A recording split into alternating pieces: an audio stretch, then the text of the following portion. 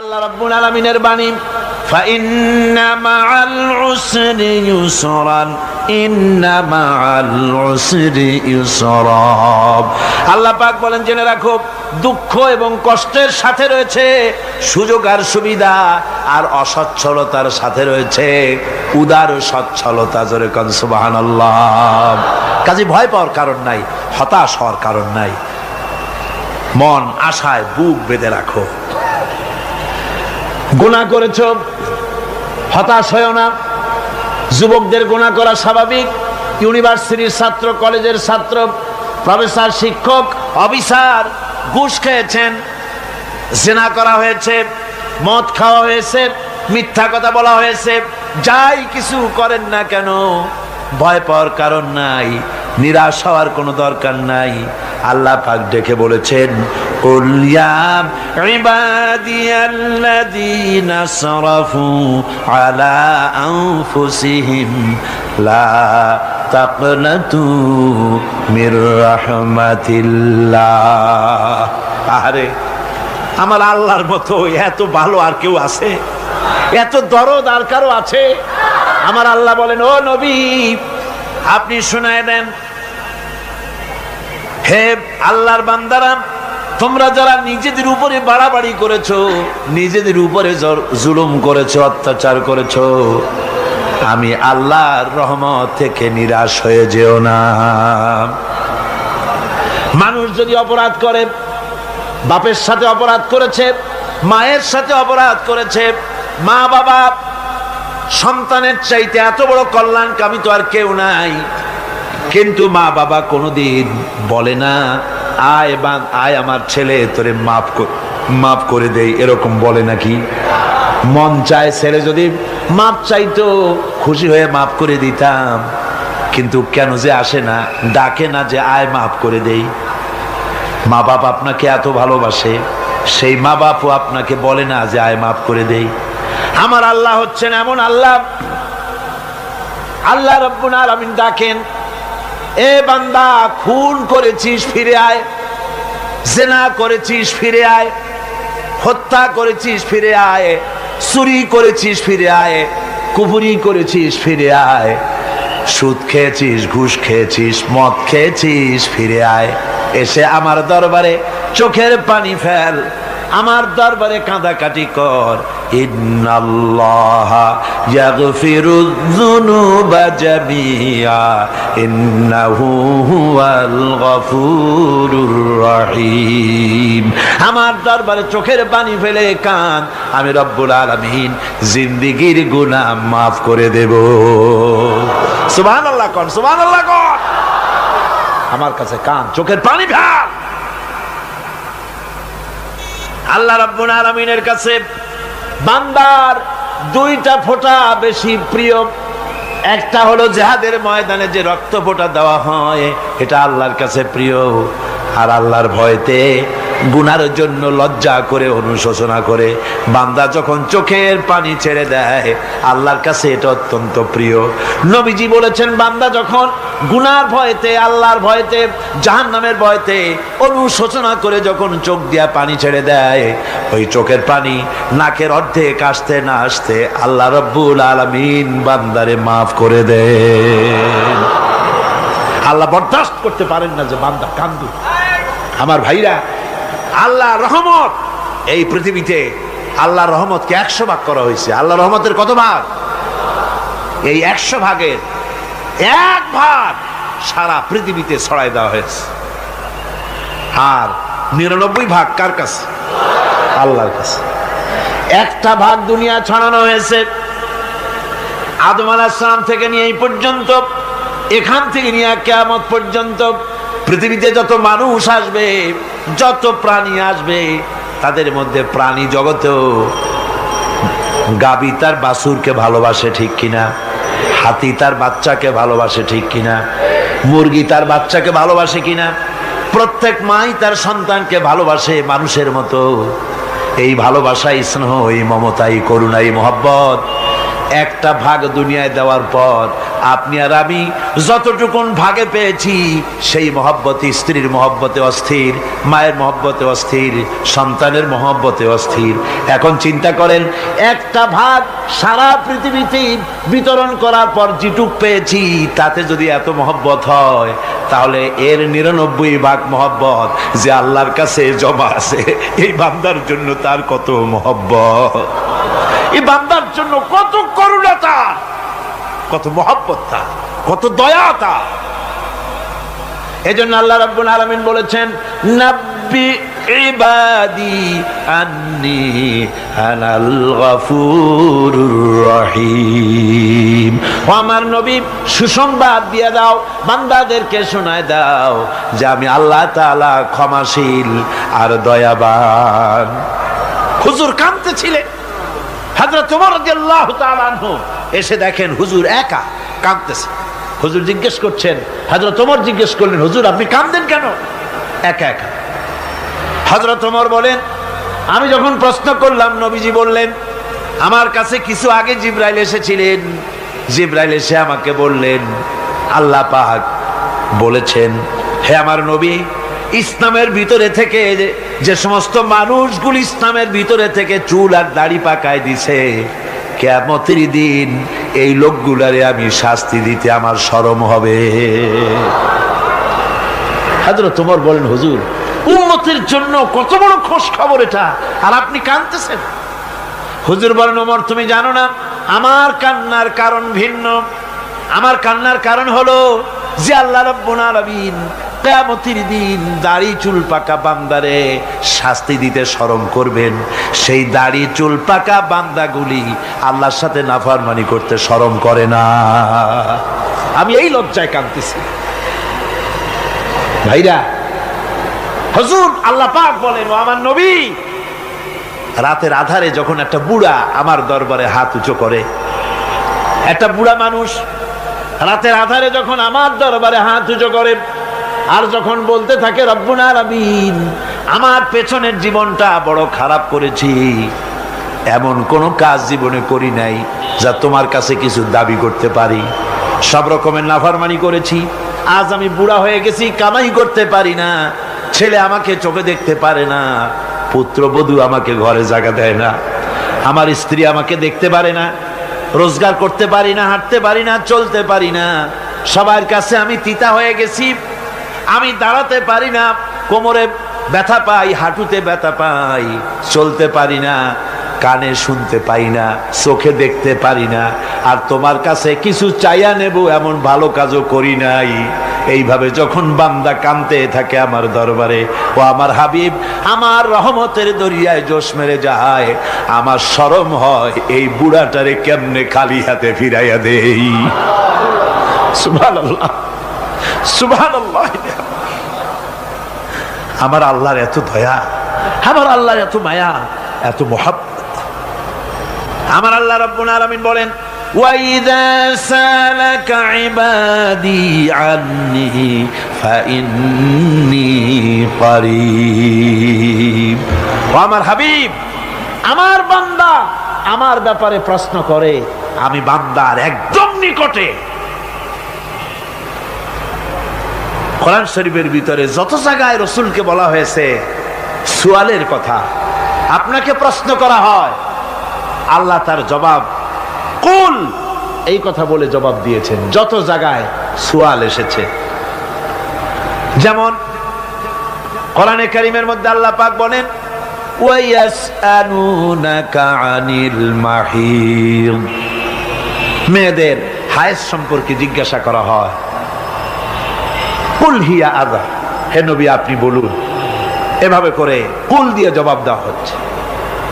আবার প্রশ্ন করা হচ্ছে, ওয়ায়াসআলুনাকা আনিল আনফাল, এই গনিমতের মাল সম্পর্কে হুজুর আপনাকে, হে নবী আপনাকে প্রশ্ন করা হয়। আল্লাহ কুল দিয়া জবাব দিলেন, আল্লাহ বলেন আপনি বলেন।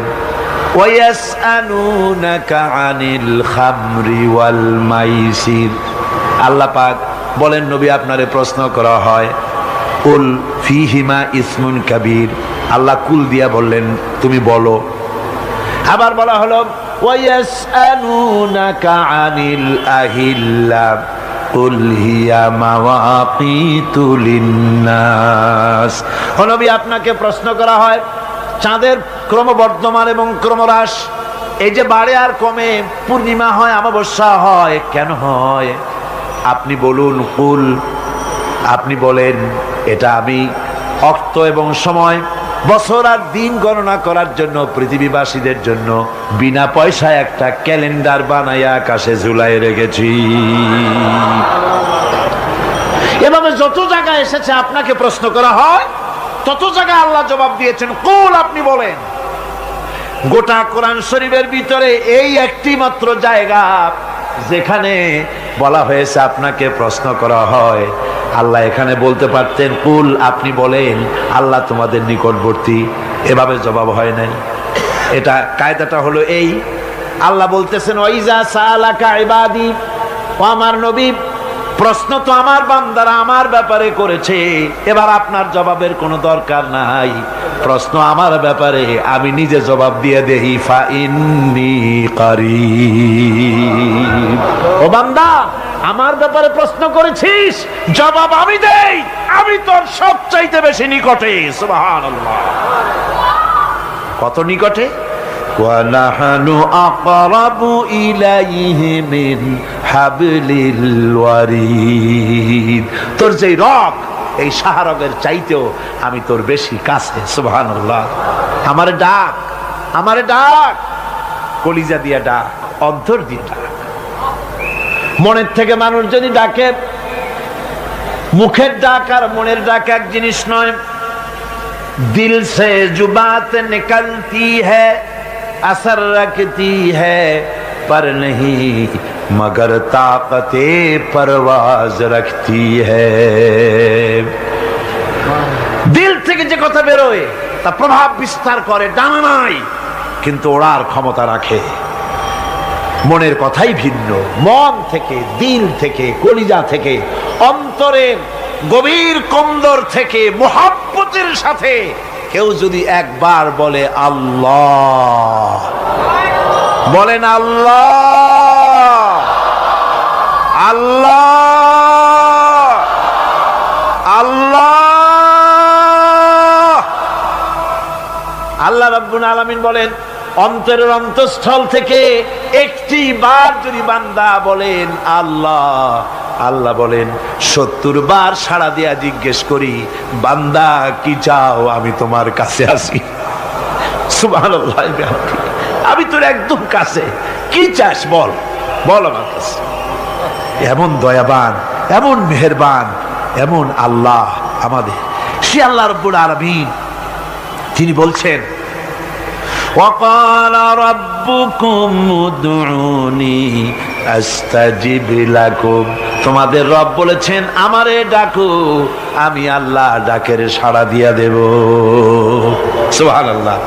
কারে ডাকতে হবে? কারে ডাকতে হবে? এই বিশাল জনসমুদ্র একযোগে চিল্লা এখন কারে ডাকতে হবে? কোন পীর সাহেবকে নয়, আল্লাহর কসম কোন খাজা বাবাকে নয়, ডাকতে হবে কারে? চিল্লা এখন কারে?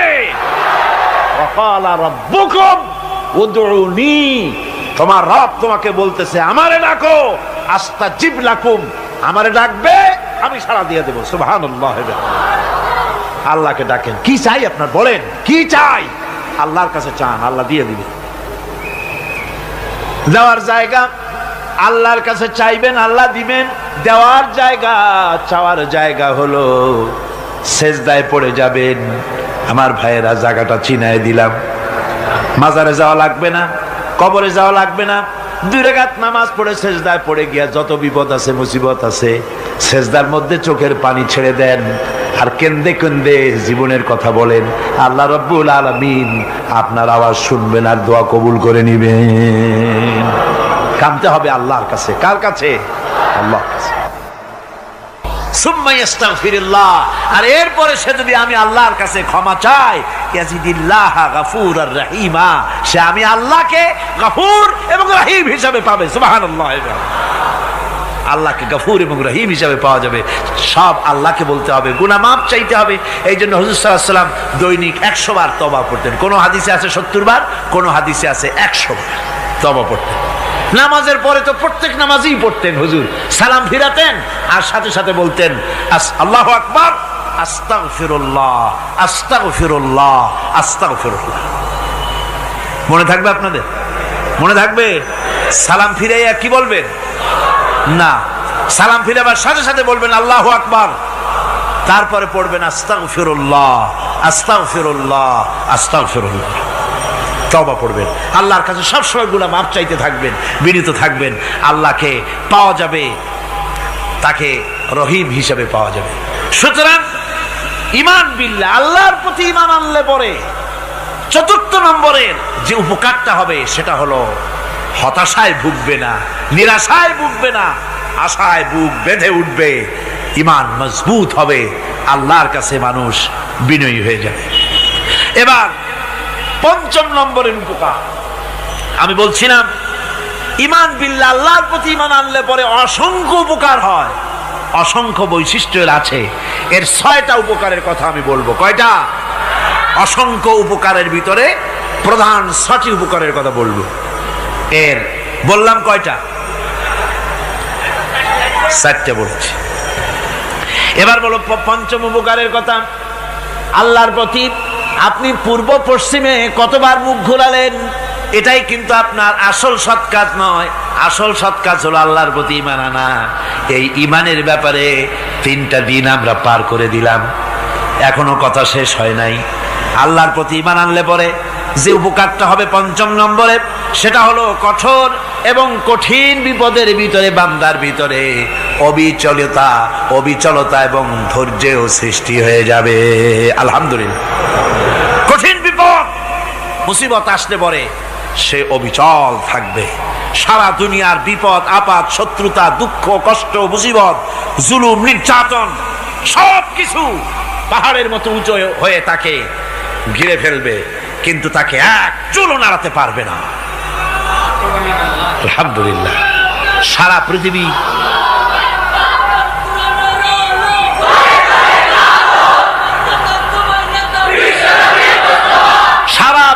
একদিকে আর সে একা একদিকে থাকবে।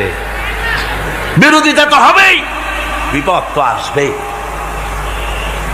কবি বলতেছেন, সাথে জাকা রহা হ্যায় अज़ल से ता इमरोज, सतेजा का रहा है अज़ल से ता इमरोज, चरागे मुस्तफावी से शरारे बुलहबीस।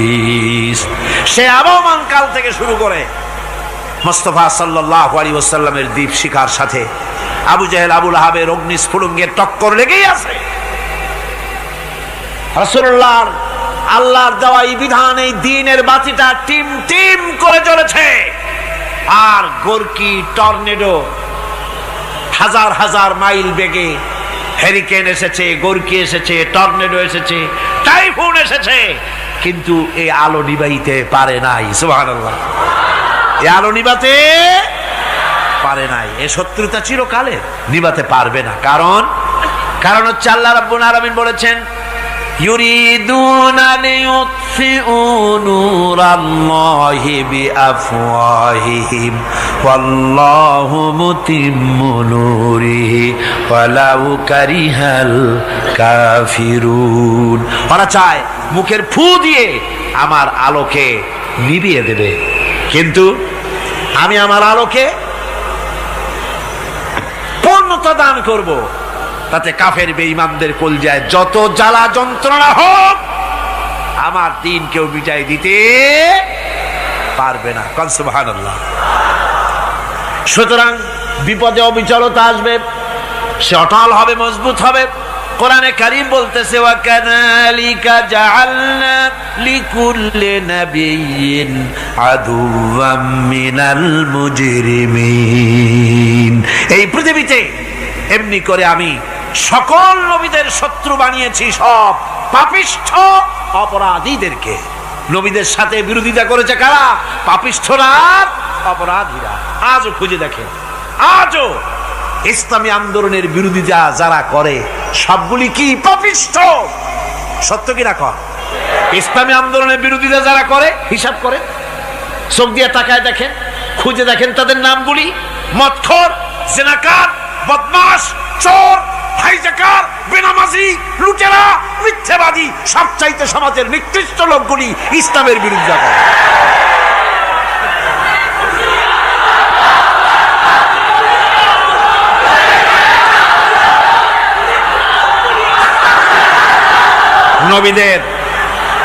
নবীদের শত্রু আল্লাহ বলেন সব যুগে নবীদের সাথে শত্রুতা করেছে পাপিষ্ঠরা। আল্লাহর কথা, কার কথা? সকল যুগে নবীদের সাথে শত্রুতা করেছে পাপিষ্ঠরা, নিকৃষ্ট ধরনের অপরাধীরা। সুতরাং নবী রাসূলদের অবস্থা যখন এই, তখন দ্বীনের দাওয়াত যারাই দেবে তাদের কিসমত এরকম হবেই। এই বাধার মোকাবেলা তাদেরও করতে হবে। এই যে বাধাটা আসে, এই যে মারে, অপরাধ কি? এই যে তারা চোর বা ডাকাত যাদের মারা হয়। আল্লাহ রাব্বুল আলামিন বলেন অপরাধ হলো ওয়ামা নাকামু মিনহুম ইল্লা আইয়ুমিনু বিল্লাহিল আজিজিল হামিদ। অপরাধ হচ্ছে ইমানদার লোকদের উপরে নির্যাতন চালিয়েছে, অন্য কোনো কারণে নয়। কারণ একটাই, তারা আল্লাহর জমিনে আল্লাহর দ্বীন প্রতিষ্ঠা করতে চেয়েছে, আর কোনো অপরাধ না। জমিন আল্লাহর, জমিন কার? এই বিশাল জনসমুদ্র গর্জে উঠুন একযোগে, বলুন জমিন কার? আইন চলবে কার? এখানেই সংঘর্ষ বেঁধেছে আবহমান কাল ধরে। মানুষ অত্যাচারিত হয়েছে, সাহাবায়ে কেরাম অত্যাচারিত হয়েছেন। বুখারী শরীফের হাদিসে এসেছে রাসূল করিম সাল্লাল্লাহু আলাইহি ওয়াসাল্লামের কাছে হযরতে খাব্বাব গিয়ে উপস্থিত হয়েছিলেন। হযরতে খাব্বাব বলেন, হাদিসটা এভাবে লেখা হয়েছে বুখারীতে, ওয়ান খাব্বাব বিন আরিদ রাদিয়াল্লাহু তাআলা আনহু قال شكونا إلى رسول الله صلى الله عليه وسلم وهو متوسد بردة له في ظل الكعبة। রাসূলুল্লাহর কাছে গেলাম, কাবা শরীফের কাছে গিয়া দেখি নবীজি একটা চাদর গায়ে দিয়ে তিনি আরাম ফরমাচ্ছিলেন কাবা শরীফের ছায়ায়। সেখানে গিয়ে বললাম, আলা তাস্তানসিরু লানা আলা তাদউ লানা ইয়া রাসূলুল্লাহ, হে আল্লাহর রাসূল, আপনি কি আমাদের জন্য আল্লাহর কাছে দোয়া চাইবেন না? আপনি কি আল্লাহর কাছে আমাদের জন্য সাহায্য চাইবেন না? আমাদের লোকগুলিকে, মুসলমানগুলিকে মারতে মারতে তো শেষ করে ফেলে দিল।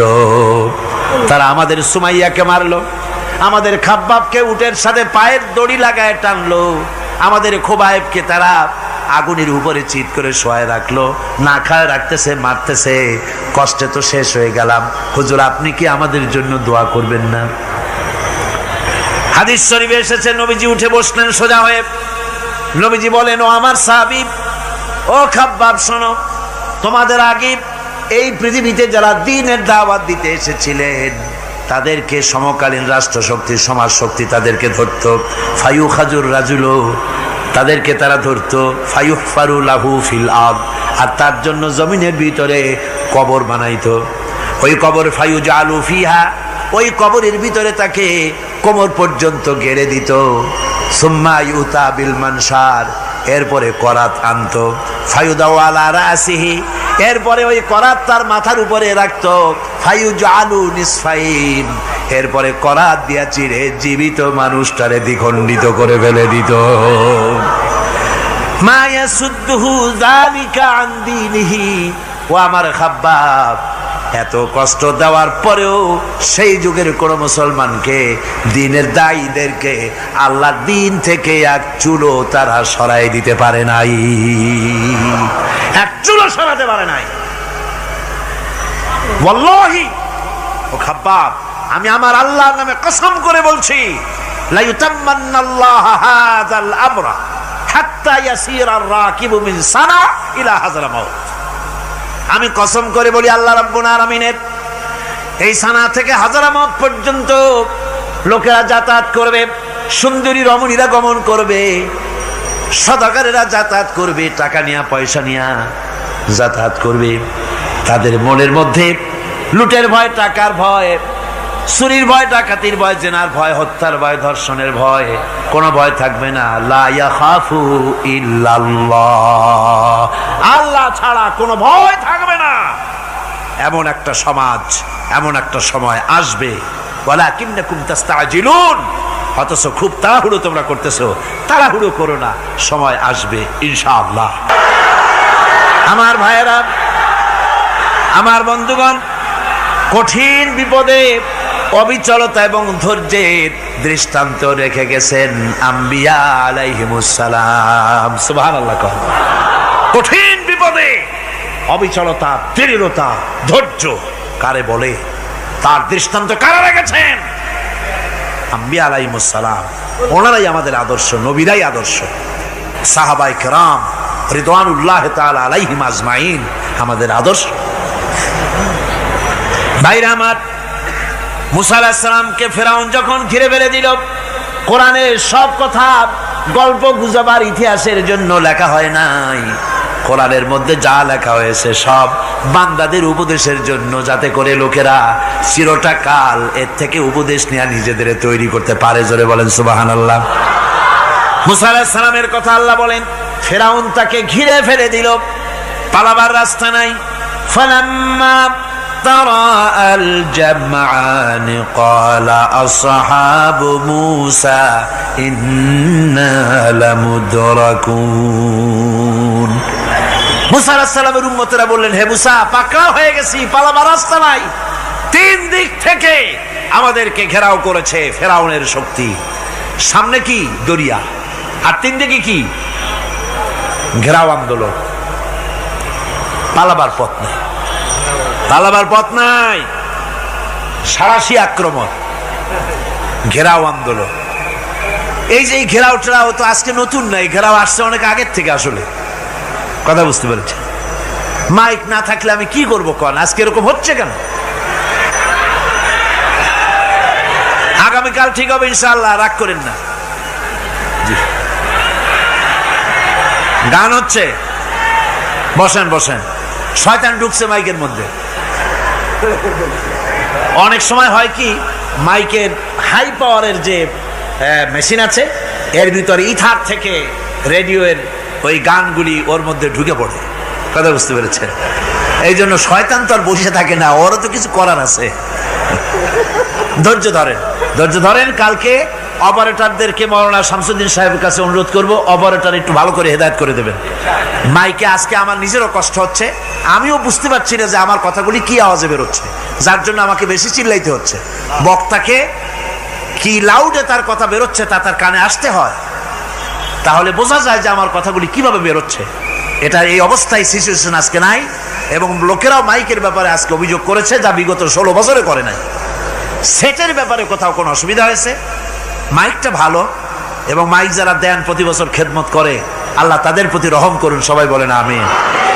এদেরকে রাগ করে পথে পাই আবার মারধর করেন না। সিলেটের যে তাফসির মাহফিল হয়, বিগত 19 বছর তাফসির করেছি একটানা, এবার 20 বছর পুরো হবে ইনশাআল্লাহ। সিলেটে একটানা 20 বছর তাফসির করতেছি সেখানে। তো মাইক, যে একটা লোক বিনা পয়সায় মাইক দেয়, মাইকের ভাড়া সে নেয় না। তাফসিরে মাহফিলের মাইকের ভাড়া নেয় না। যে বছর এরশাদ সরকার আমাকে প্লেন থেকে নামতে দিল না, আপনাদের মনে আছে? সিলেট থেকে ফিরাই দিল। এই খবরটা মাইকম্যান যখন শুনেছে যে আমাকে নামতে দেয় নাই, ফিরাই দেওয়া হয়েছে, সাথে সাথে স্ট্রোক করেছে, হার্ট ফেল করে দুনিয়া থেকে বিদায় হয়ে গিয়েছে। সিলেটে তাফসির হতে পারবে না, এই কথা সে বরদাস্ত করতে পারে না। আমি কেঁদেছি আর দোয়া করেছি, আল্লাহ, কোরআনের মহব্বতে লোকটার এই অবস্থা হলো, তোমার জান্নাত তুমি দয়া করে তাকে দান করে দিও। কাজে কোনো ব্যবসায়ী চায় না যে তার ব্যবসাটা খারাপ হোক, লোকেরা মন্দ বলুক। এ মাইকের ব্যাপারে আপনারা আজকে রাগারাগ করেন না, যা হয়েছে কালকে ভালো হবে ইনশাআল্লাহ। সবাই বলেন ইনশাআল্লাহ। এখন চলেন আমরা ফেরাউনের অবস্থা দেখি গিয়া কি করতেছে ফেরাউন। মুসা আলাইহিস সালামকে ঘেরাও করে ফেলেছে, পালাবার উপায় নাই। একদিকে দরিয়া, তিন দিকে ফেরাউনের শক্তি।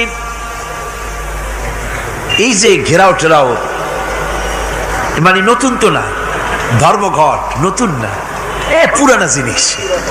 এই পৃথিবীতে সর্বপ্রথম ধর্মঘট কিসের উপরে হয়েছে জানেন? এই পৃথিবীর প্রথম ধর্মঘট হয়েছে পেঁয়াজ, রসুন আর ডাইলের উপরে, মুসা আলাইহিস সালামের জামানায়। লান নাসবিরা আলা তুআমিন ওয়াহিদ, আমরা এক রকমের খাদ্য আর খাবো না, আমাদের পেঁয়াজ দেওয়া লাগবে, ডাল দেওয়া লাগবে, রসুন দেওয়া লাগবে। সর্বপ্রথম ধর্মঘট হয় মুসা আলাইহিস সালামের জামানায়, সেখান থেকে শুরু হয়েছে। কিন্তু মশাল মিছিল যে আসলো কই থেকে, এইটা আমি খুঁজে পাইনি। পরে প্রত্যেকটা জিনিসের তো ইতিহাস আছে, আমি খুঁজতে খুঁজতে পেলাম। আমি জানি না এর ইতিহাস মূলে কোথায়, কিন্তু আমি যদ্দূর খুঁজে পাইছি সেটা হলো মশাল মিছিলের আবিষ্কার হয়েছে লঙ্কায় রাবণের সময়। হনুমানের লেজে আগুন দিয়া তারপরে লঙ্কা কাণ্ড ঘষালো, নামই আছে লঙ্কা কাণ্ড। হনুমানেরা লেজে আগুন দিয়ে রাবণ যে লঙ্কায় মশাল মিছিল করেছিল হনুমানদের দিয়া, ওই হনুমানের ওই সিস্টেমটা এখনো আমাদের দেশে চালু আছে। এইটা আসলে কোন ভদ্রলোকের এই মিছিল হওয়া উচিত না। আগুন নিয়ে কিসের মিছিল? আগুন হলো জাহান্নামের প্রতীক। আগুন কিসের প্রতীক? জাহান্নামের প্রতীক। যদিও আমাদের উপকারে লাগে, কাজে লাগে। সুতরাং আমরা যা করব, প্রত্যেকটা জিনিসের পেছনে সুন্নতে নববীর কোনো না কিছু থাকতে হবে। কথা বুঝতে পেরেছেন?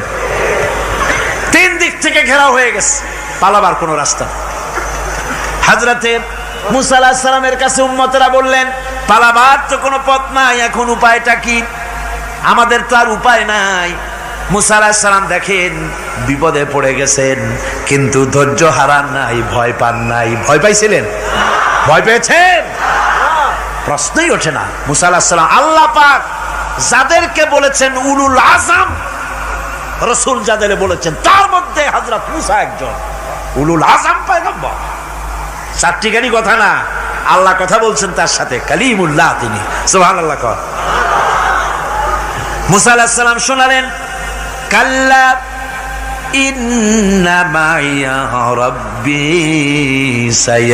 সায়াহদিন। কখনো নয়, আমার উম্মতেরা ভয় পেও না, আমার রব অবশ্যই আমাকে পথ দেখাবে।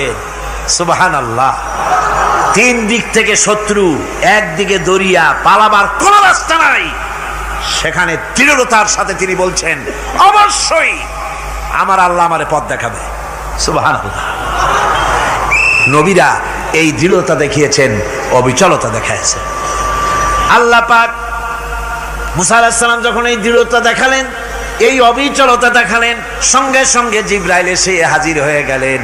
আল্লাহ পাক বলেন, ফাআওহাইনা ইলা মুসা আন আদরিব বিআসাকাল বাহরা ফানফালাকা ফাকানা কুল্লু ফিরকিন কাত্তাউদিল আযীম। মুসা আলাইহিস সালামকে আমি ওহী নাযিল করলাম, তাকে বললাম হাতে যে লাঠি আছে, এই লাঠি দিয়ে আঘাত করো দরিয়ার উপরে। দরিয়ার উপরে আঘাত করলেন, একটা রাস্তা হয় নাই, 12টা রাস্তা তৈরি হয়ে গেল। আর দেওয়ালগুলা পাহাড়ের মতো উঁচা হয়ে গেল। দরিয়ার ভিতরে পাহাড়ের মতো উঁচা, মজবুত 12টা রাস্তা। এবার মুসা আলাইহিস সালাম তার দলবল নিয়ে চললেন। আল্লাহ রাব্বুল আলামিন বলেন, ওয়া আনজাইনা মুসা ওয়া মান মাআহু আজমাইন। মুসা এবং তার সাথী সঙ্গীদেরকে আমি পার করে দিলাম। মুসা আলাইহিস সালাম এবং তার সাথী সঙ্গী নিয়ে যখন দরিয়ার মাঝখানে আসছে, ফেরাউন তার দলবল নিয়ে এসে গেছে। আসে দেখে নদীর মধ্যে রাস্তা। বাবা, খুব তো কায়দা। ও মনে করছে ওর বাজানের তৈরি করা ডিস্ট্রিক্ট বোর্ডের রাস্তা। ওর লোকজন নিয়ে নেমে গেছে দরিয়ার ভিতরে, ও আসছে মাঝখানে। মুসা আলাইহিস সালাম চলে গেছেন ওপার, দরিয়া পার। মাঝখানে যখন এসে গেল, আল্লাহ রাব্বুল আলামিন পানিকে অর্ডার করলেন কুন। আল্লাহর তো বটন টেপা লাগে না, মুখ দিয়া কোনো হুকুম করা লাগে না, শুধু বলেন কুন। যে ব্যাপারে কুন বলেন ফায়াকুন, সাথে সাথে হয়ে যায়।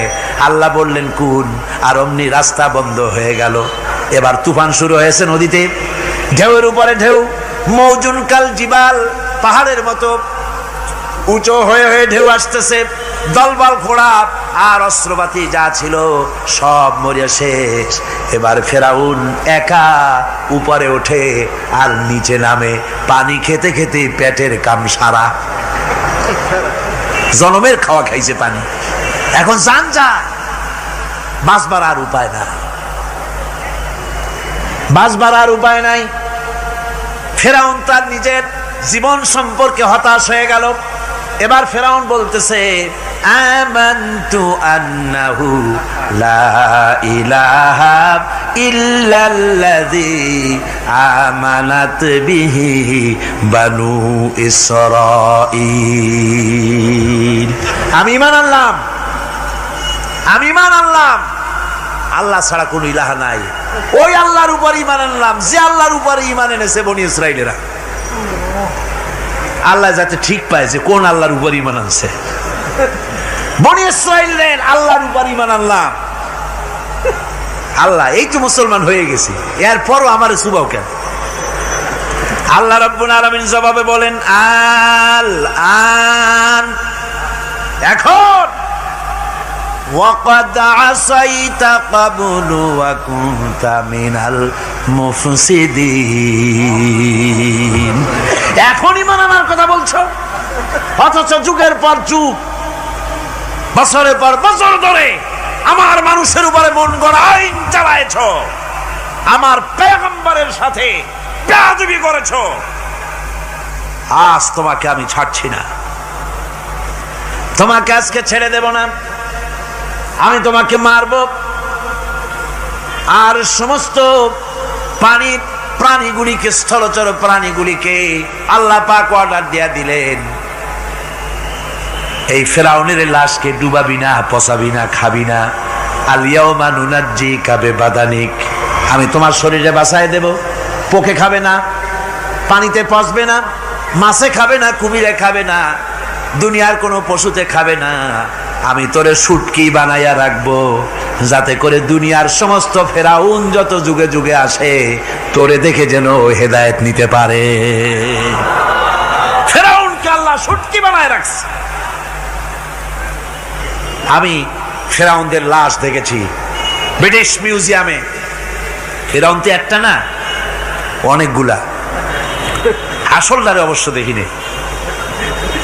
ব্রিটিশ মিউজিয়ামে ওই ফেরাউনগুলার লাশ যখন অসুবিধা হয়, মমিগুলি, তখন ইংল্যান্ডে নিয়ে যায় চিকিৎসা করাবার জন্য। চোখ টোক আছে গর্তের ভিতরে, তারপরে চামড়া টামড়া হাড়ের সাথে মিশানো, ওইভাবে চেহারা দেখলে মনে হয় যে সত্যি ফেরাউনিগুলো। আর ব্রিটিশের কাম মিশর থেকে না আনছে এমন কোনো জিনিস নাই। আমি সেখানে এক বক্তৃতা বলছিলাম, আপনারা এদের এখন সভ্য, এদের এখন ভদ্র, এরা হলো ইন্টারন্যাশনাল চোর। ওরা সারা দুনিয়া চুরি করেছে। লন্ডনে বক্তৃতা করেছি, সারাটা দুনিয়া চুরি করছে, আমাদের দেশকে শোষণ করেছে। এই বিশাল ভূভাগকে শোষণ করে ইংল্যান্ডের দ্বীপটাকে তারা সাজাইছে। তারা ময়ূর সিংহাসনের, শাহজাহানের ময়ূর সিংহাসনের ময়ূরের বাম চোখে কোহিনূর মণি লাগাইছিলেন। শাহজাহান ময়ূরের ডান চোখে কোহিনূর মণি লাগায় নাই। কোহিনূর মণির অনেক দাম, আমি দেখে এসেছি মণি। এখন সেটা কুইন এলিজাবেথের মুকুটে শোভা পাচ্ছে। সেই মণি এমনি বলে প্রবাদে ৭ রাজার ধন এক মাণিক্য, বলেন এরকম, অনেক দাম। শাহজাহান দেখালেন, আমি মুসলমান, আমার কাছে এটার দাম নাই, এই জন্য ময়ূরের ডান চোখে লাগালাম না, বাম চোখে লাগাই দিলাম। এইটারে চুরি করছে। তারপরে মিশর থেকে, মিশরের মমি চুরি করেছে, জুতা চুরি করছে, ছাতি চুরি করছে, পিসা চুরি করেছে। আমি বললাম, এগুলা কি ভদ্রলোক নাকি? এরা জুতা চোর, পিসা চোর, লাঠি চোর, সব চুরি করেছে। যাই দেখেন ব্রিটিশ মিউজিয়ামের মধ্যে সব দুনিয়ার চুরি করা জিনিস নিয়ে তারা মানুষকে দেখাইয়া পয়সা উপার্জন করছে। টিপু সুলতানের তরবারিটা পর্যন্ত চুরি করেছে। আজ পর্যন্ত ব্রিটিশ মিউজিয়ামে টিপু সুলতানের তরবারিটা আছে, আমি তরবারিটা দেখে এসেছি। আমার বন্ধুগণ, বলতেছিলাম যে পৃথিবীতে আল্লাহ রাব্বুল আলামিন নবীরা তাদের চরিত্র দিয়ে বিপদের মোকাবেলা করে দুনিয়ার সামনে কঠিন বিপদের মোকাবেলা করে অবিচলতা, দৃঢ়তা দেখায় গেছেন যে কেমন করে এই পৃথিবীতে বিপদের সামনে মোকাবেলা করতে হয়। ধৈর্য ধরতে হবে, বিপদ আসবে পাহাড় সমান হয়ে, আপনাকে ধৈর্য ধারণ করতে হবে সেভাবে বুক বেঁধে। যেহেতু এটা যদি বিশ্বাস হয় যে আমার কিসমতে যা আছে তার থেকে বেশি কিছু হবে না, তাহলেই আপনার ধৈর্য আসবে, ভয় পাবেন না। কথা ঠিক কিনা কন? এবারে হযরত হুদ আলাইহিস সালাম সম্পর্কে আল্লাহ রাব্বুল আলামিন বলেন, হযরতে হুদকে যখন ষড়যন্ত্র হলো কাফির বেঈমানেরা তাকে মেরে ফেলার জন্য যখন সরকারি ষড়যন্ত্রে লিপ্ত হয়ে গেল, হযরতে হুদ সমাজের এই চ্যালেঞ্জের মোকাবেলা করলেন।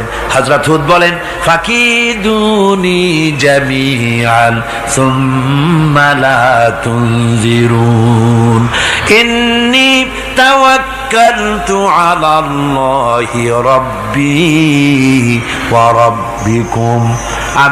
তোমরা তোমাদের ষড়যন্ত্র আমার বিরুদ্ধে যত পারো আমার বিরুদ্ধে ষড়যন্ত্র চালাও, এতটুকুন আমার অবকাশ দিও না। আমি এমন আল্লাহর উপরে ভরসা করেছি যার হাতের ভিতরে তোমাদেরও জান আর আমারও জান। যা পারো তাই করো। সরকার সমস্ত শক্তি একত্রিত হয়ে আমার মোকাবেলা করো। একদিকে হুদ আলাইহিস সালাম, আর একদিকে গোটা জাতি। হযরত হুদ ভয় পায় নাই। সুবহানাল্লাহ কোন? ঈমান বিল্লাহ মানুষের কলিজাকে এভাবে শক্ত করে দেয়। কোন আলহামদুলিল্লাহ। এবারে এই বিপদের, কঠিন বিপদের মোকাবেলা করে আমার রাসূল যে প্রমাণ দিয়া গেলেন, আমার রাসূল যে কঠিন বিপদের মোকাবেলা করলেন, ভাইয়ের আমার, হিজরতের রাতে সওর পাহাড়ের ভিতরে যখন তিনি আশ্রয় নিলেন, হযরতে আবু বকর সাথে ছিলেন। হযরতে আবু বকর রাদিয়াল্লাহু তাআলা আনহু বলেন, হুজুর আপনি দাঁড়ান, এটা তো পাহাড়িয়া গুহা, গুহার ভিতরে সাপ থাকতে পারে, বিচ্ছু থাকতে পারে, আমি আগে ঢুকি, বিপদ যদি হয় আমার উপর থেকে হয়ে যাক। গুহার ভিতরে নেমে গুহা সাফ করলেন। এরপরে হুজুরকে ডাকলেন, হুজুর তাশরীফ নিলেন গুহার ভিতরে। এরপরে হুজুর বললেন, আবু বকর পাহাড়ে হেঁটে হেঁটে 2-3টা পাহাড় পাড়ি দিয়া যাওয়া লাগে সৌর পাহাড়ে। মদিনার সোজা রাস্তা হুজুর ধরেন নাই, মেসফালার পথ দিয়া জাবালে কেদোয়ার উপর দিয়া 3টা পাহাড় পাড়ি দিয়া তারপরে হুজুর গেলেন সৌর পাহাড়ে। গুহার ভিতরে হুজুর তাশরীফ নিলেন। বললেন, আবু বকর তুমি বসো, তোমার উরুর উপরে মাথা রেখে আমি একটু আরাম করি। হযরতে আবু বকর বসলেন, হুজুর তার উরুর উপরে মাথা রেখে ঘুমায় গেলেন। আর এরপরে কাফির বেঈমানেরা তালাশ করতে করতে কাফেরেরা এসে গেল পায়ের চিহ্ন দেখে দেখে গর্তের কাছে। হযরত আবু বকর ভয়তে কেঁদে ফেললেন, আহারে আর তো উপায় নাই, এবার তো ধরা পড়ে গেছি, এবার নবীজিকে মেরে ফেলে দেবে। নবীর মহব্বতে, নিজের মহব্বতে নয়, নবীর মহব্বতে কাঁদতেছিলেন। হুজুর বলেন, হুজুরের ঘুম ভেঙে গেল। বলো আবু বকর কাঁদো কেন? ছেলের কথা, মেয়ের কথা, বিবির কথা, বাড়ির কথা মনে পড়লো নাকি? হযরত আবু বকর বলেন, ইয়া রাসূলুল্লাহ, আল্লাহর কসম করে বলি, যেদিন ঈমান এনেছি এই কলিজার ভিতরে মা বাপ, স্ত্রী, পুত্র, পরিজন, এমনকি আমার নিজের জীবনের চাইতে আপনারে বেশি ভালোবাসি। তা কাঁদো কেন? কাঁদো কেন? হযরত আবু বকর বলেন, হুজুর ধরা পড়ে গেছি, কাফেররা এসে গেছে গর্তের কাছে, তাকালি আমাদের দেখতে পাবে, আমরা তো মাইনরিটি, ওরা তো মেজরিটি, আমরা তো ধরি মারি ফেলাই দেবে, আপনাকে মেরে ফেলে দেবে, এই জন্য কাঁদি। আল্লাহ রাব্বুল আলামিন, হুজুর তখন কি দৃঢ়তা, কি অবিচলতা, কি ধৈর্যের পাহাড় সম মনোবৃত্তি তখন দেখালেন। আল্লাহ কোরআন শরীফে চিরকাল যাতে মানুষেরা হেদায়েত নিতে পারে সেজন্য হুজুরের কথা উঠায় দিলেন কোরআনে। আল্লাহ পাক বলেন, ইযহুমা ফিল গার ইয ইয়াকুলু লিসাহিবিহি লা তাহজান ইন্নাল্লাহা মা'ানা। ও বন্ধু, ভয় পেও না, আল্লাহ আমাদের সাথে আছেন। সুবহানাল্লাহ কোন? আল্লাহ আমাদের সাথে আছেন। আমরা মাইনরিটি নই, আমরাই মেজরিটি। আল্লাহ আছে আমার সাথে, ভয় পাওয়ার কোনো কারণ নাই। সুবহানাল্লাহ। আল্লাহ পাক বলেন, فأنزل الله سكينته عليه وأيده بجنود لم تروها। আমি এদের অন্তরের ভিতরে আমি শান্তি নাজিল করে দিলাম, প্রশান্তি দিয়া দিলাম, আর আমি সাহায্য করলাম, আর এমন সব সৈন্য পাঠায় দিলাম যে সৈন্যগুলি তোমরা দেখতে পাও নাই। সুবহানাল্লাহ ওয়া বিহামদিহি। ভাইরা আমার, রাসূল করিম সাল্লাল্লাহু আলাইহি সাল্লাম এই বিপদের মাঝে, চরম বিপদের মাঝে অবিচলতা, দৃঢ়তা, কঠিন আত্মনির্ভরতা দেখিয়েছেন। এগুলি হলো ঈমানের পঞ্চম নম্বরের উপকারিতা। আল্লাহর প্রতি ঈমান আনলে এভাবে পাহাড় সম ঈমান মজবুত হয়ে যায়। জেলের পরোয়া করি না, ফাঁসির পরোয়া করি না, শহীদ হওয়ার পরোয়া করি না, মেরে ফেলে দেবে, উড়ায় দেবে, হত্যা করবে, পরোয়া করি না। পরোয়া করি কেবলমাত্র কাকে? জোরে বলেন কারে? এইরকম মুসলমান হাজার হাজার লাখ লাখ দরকার নাই, 313 জন যথেষ্ট। কয়জন যথেষ্ট? 313 জন যথেষ্ট। বদরে যারা জান দিয়ে মাল দিয়ে দিনকে প্রতিষ্ঠিত করেছিলেন, এরকম 313 জনই যথেষ্ট ছিল। এই দৃঢ়তা, এই অবিচলতা, এই ঈমান, এই ধৈর্য শিক্ষা দেয়, এই উপকার করে ঈমান বিল্লাহ। আল্লাহর প্রতি ঈমান আনলে এভাবে পাহাড়ের মতো শক্ত হয়ে যায় কলিজা। কোন আলহামদুলিল্লাহ। আমার বন্ধুগণ, এবার আমি বলবো সর্বশেষ উপকারের কথাটা বলি, মোনাজাত ছেড়ে দেব। কয়টার কথা বলছিলাম? উপকার 6টা উপকারের কথা বলেছি। অনেকগুলি বৈশিষ্ট্য, অনেকগুলি উপকারের মধ্যে আল্লাহর প্রতি ঈমানের 6টা উপকারের কথা 5টা বলা হয়ে গেছে। এবার 6ষ্ঠ নম্বর এবং শেষ নম্বর, এটা হচ্ছে আল্লাহর প্রতি ঈমান আনলে পরে তার দ্বারা সবচাইতে বেশি ফায়দা পায় সমাজ এবং রাষ্ট্র। কোন আলহামদুলিল্লাহ, কোন আলহামদুলিল্লাহ। আল্লাহর প্রতি ঈমানের দ্বারা নৈতিক সংশোধন হয় এবং রাষ্ট্র আর সমাজ সবচাইতে বেশি উপকৃত হয়। কারণ হলো ঈমানদার ব্যক্তি আল্লাহর প্রতি যে ঈমান এনেছে, তার মনের মধ্যে ধারণা এটা হয়, আমার কোনো কাজ তো গোপন থাকে না। ইন্নাল্লাহা লা ইয়াখফা আলাইহি শাইউন ফিল আরদি ওয়ালা ফিস সামা। আল্লাহর কাছে গোপন বলতে কিছু নাই, আকাশেও নাই, জমিনেও নাই, কোনো কিছু গোপন নাই। সুতরাং আমি যা করি সব আল্লাহ দেখেন এবং শোনেন। এমনকি মানুষ যে কল্পনা করে, সে কল্পনাও আল্লাহ টের পায় না, নাকি? টের পায় কিনা? ওয়াইন তুবদু মিন আনফুসিকুম আও তুখফুহু ইউহাসিবুকুম বিহিল্লাহ। মনের ভিতরে যে কল্পনা করো, আল্লাহ পাক বলেন এই কল্পনারও হিসাব আমি রব্বুল আলামিন তোমার কাছ থেকে নেব। ফায়ুআযযিবু মান ইয়াশাউ, যারে খুশি শাস্তি দেব, আর যারে খুশি আমি মাফ করে দেব। জোরে বলেন সুবহানাল্লাহ। ফায়াগফিরু লিমান ইয়াশা ওয়া ইউআযযিবু মান ইয়াশা, যারে খুশি মাফ করব, যারে খুশি শাস্তি দেব, কল্পনারও হিসাব নেব। এই কথা মুমিনের যদি জানা থাকে, তাহলে আর তার কোনো চিন্তা থাকে না, তার নৈতিক চরিত্র ভালো হয়ে যায়। কোন সুবহানাল্লাহ। আমার বন্ধুগণ, ঈমানদার লোক, আল্লাহর প্রতি ঈমান আসলে পরে সমাজ উপকৃত হয়, রাষ্ট্র উপকৃত হয়ে যায়। যেহেতু বান্দা জানে আমি দায়িত্বহীন কোনো কথা বলতে পারবো না, দায়িত্বহীন কোনো কাজ করতে পারবো না। আল্লাহ পাক বলেছেন, মা ইয়ালফিযু মিন কাউলিন ইল্লা লাদাইহি রাকীবুন আতীদ। বান্দা এমন কোনো কথা বলে না যে কথা আমার ফেরেশতারা রেকর্ড করে না রাখে। কাজী মুমিন ব্যক্তি আল্লাহর ভয়তে দায়িত্বহীন কথা বলবে না। নির্বাচন আসতে পরে রাস্তা সোনা দিয়ে বান্ধায় দেব, এই করব সেই করব, না খাইয়া কেউ মরবেন না। আসে না নির্বাচনের সময় সারাগালি বদনারা মঞ্চে দাঁড়িয়ে কত বড় বক্তৃতা করে, ভাইয়ের আমার, বোনের আমার, এবার আমার বোতল মার্কা বাক্স, আপনারা আমাকে ভোট দিয়ে দেশ এবং জাতির আরেকবার 12:30 বাজাইবার সুযোগ দিন। এবার ক্ষমতায় গেলে কেউ না খাইয়া মরবেন না, কিন্তু কি খাইয়া মরবে তাও বলে না। এর মারফতি অর্থ হচ্ছে এই, ওরা যদি ক্ষমতায় যেতে পারে তাহলে বিষ খাইয়া হোক, গুলি খাইয়া হোক, কিছু না কিছু খেয়ে মরতে হবে। একেবারে খালি পেটে মরলে গ্যাস্ট্রিক হওয়ার সম্ভাবনা আছে। ঈমান বিল্লাহ যদি না থাকে, আল্লাহর ভয় যদি না থাকে, তাহলে দায়িত্বহীন কথা বলে। আর আল্লাহর ভয় যদি থাকে, তাহলে নৈতিকতার সংশোধন হয়ে যায়, দায়িত্বপূর্ণ কথা বলে, মানুষকে ফাঁকি দেয় না। আমার বন্ধুগণ, আল্লাহ রাব্বুল আলামিন তার বান্দা যারা আল্লাহকে ভয় করে, সে ভয় করা বান্দাগুলির মনের মধ্যেই চিন্তা এসে যায়, আমি যেখানে থাকি না কেন আল্লাহ আমাকে দেখতেছেন, শুনতেছেন। রাতে হোক দিনে হোক, যেখানে আছি আল্লাহ আমারে দেখতেছেন।